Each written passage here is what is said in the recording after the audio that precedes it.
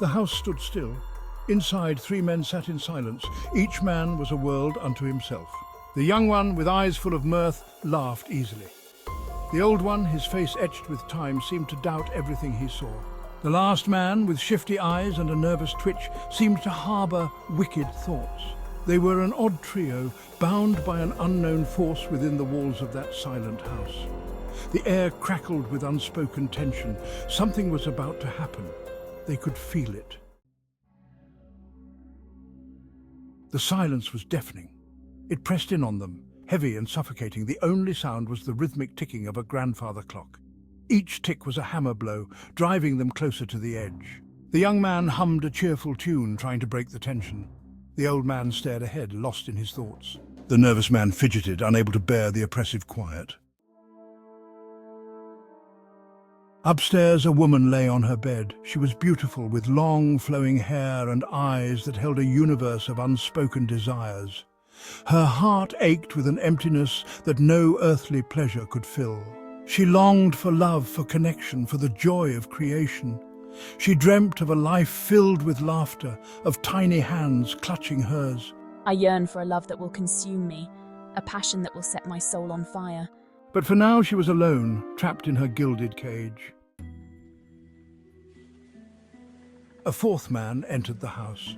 He moved like a ghost, his footsteps making no sound on the wooden floor. His face was hidden in the shadows of a wide-brimmed hat. He was a void, an absence of sound and presence. The three men downstairs did not react. It was as if he was an extension of the silence, a phantom in their midst. Only the nervous man twitched, his eyes darting to the staircase, a flicker of fear in their depths. Section 5, Whispers in the Void. The silent man went up the stairs. His steps were soundless, yet the woman felt his approach. It was as if the silence itself had shifted, becoming heavier, more present. She sat up, her heart pounding in the chest.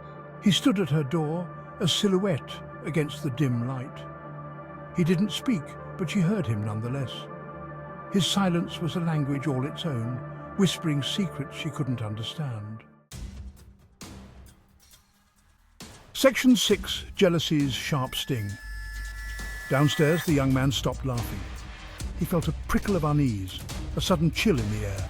The old man, his eyes clouded with suspicion, watched the staircase, a knowing look on his face. The nervous man, however, was consumed by a jealous rage. His eyes burned with a hatred that was both terrifying and pathetic. He clutched the armrests of his chair, his knuckles white with tension. Section 7. A Dance of Desperation. The silent man entered the woman's room.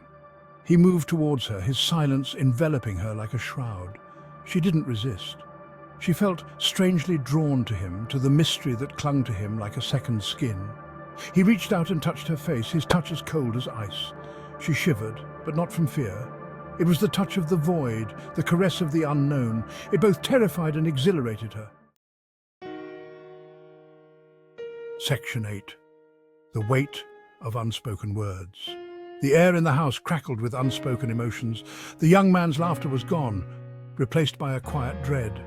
The old man sat still, his eyes filled with a wisdom born of countless years and countless sorrows. The nervous man trembled with suppressed fury, his gaze fixed on the ceiling, imagining the scene unfolding above. The silence was no longer empty.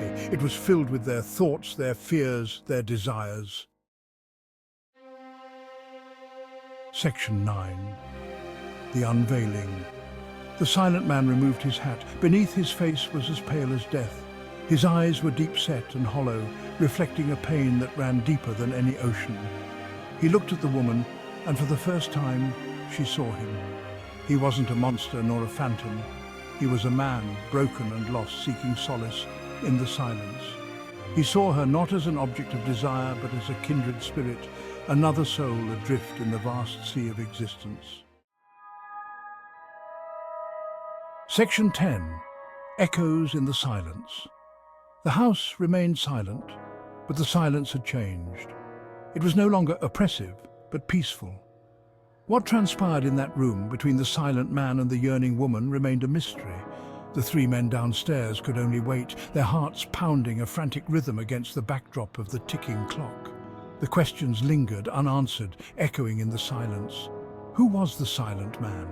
And what had become of the woman who longed for more than silence?